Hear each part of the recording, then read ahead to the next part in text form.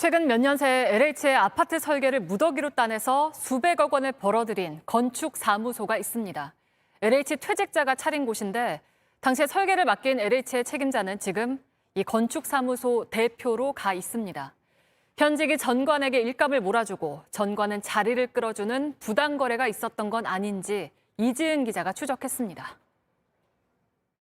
경기도 파주시 운정동의 한 아파트 공사장입니다. 지난 2019년 9월 LH가 공모로 채택한 설계 도면에 따라 짓고 있는 곳입니다. 5만 7천 제곱미터 사업 면적에 행복주택 1,448세대가 들어섭니다. 설계 용역비로만 21억 원을 썼습니다. 인근에 있는 또 다른 공사장입니다. 이곳 역시 같은 해 용역비로 15억 원을 들인 설계 도면을 토대로 1,810세대를 짓고 있는 곳입니다. 이 두 곳의 공통점은 당시 차린 지 5년이 된 A건축사무소가 설계했다는 것입니다. 업력이 길지 않은 건축사무소가 이런 큰 공사 설계를 잇따라 따내는 건 이례적이라는 게 건축업계의 평가입니다. 이 사무소는 LH 간부 박모 씨가 2010년대 초반 퇴직한 뒤 차렸습니다. 설계 공모를 발주한 곳은 LH B본부입니다. 당시 본부장은 김모 씨. 그런데 취재 결과 김 씨는 지난해 퇴직한 뒤 A건축사무소 대표로 간 것으로 드러났습니다. 설립자 박모 씨의 자리를 물려받은 것입니다. A건축사무소에 일감을 몰아주고 해당 업체로 자리를 옮긴 게 아니냐는 의혹이 나오는 이유입니다. 김 대표는 2018년부터 지난해 초까지 LH 임원으로 B본부의 총책임자였습니다. 그런데 이 기간 A건축사무소는 LH로부터 14건, 총 210억 원 규모를 수주했습니다. 특히 이 중 9건은 B본부가 직접 발주한 용역이었습니다. 네, 해당 기간 B본부가 발주한 설계는 총 143건입니다. LH는 91개 건축사무소가 수주했다고 했습니다.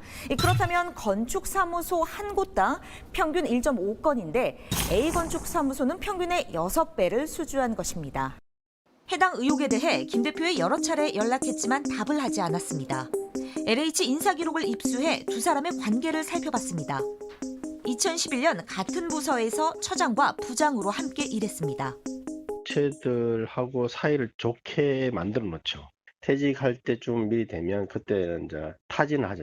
이 정관은 거의 이제 스카웃이니까 여러 개 업체가 이제 오파가 들어오죠, 이게 제안이. 그럼 그중에 자기가 골라서 하는 거예요. 이렇게 A건축사무소는 7년간 LH로부터 588억 원 규모의 설계와 감리 용역을 따냈습니다.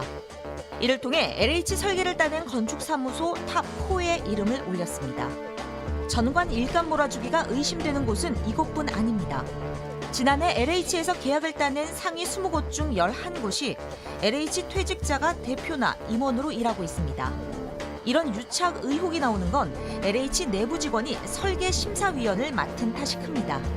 하루들 모셔가려고 그래요. 왜냐하면 수주하는 데 도움이 될까? 어떤 사람을 영입하냐에 따라서 설계사무소의 수주가 올라가기도 하고 별로 그 역할을 못하기도 해서 내가 이번 어느 회사에 있다. 뭐 그런 작업들을 하면 LH는 8월에서야 뒤늦게 심사위원을 외부 인사로 구성하겠다고 했습니다.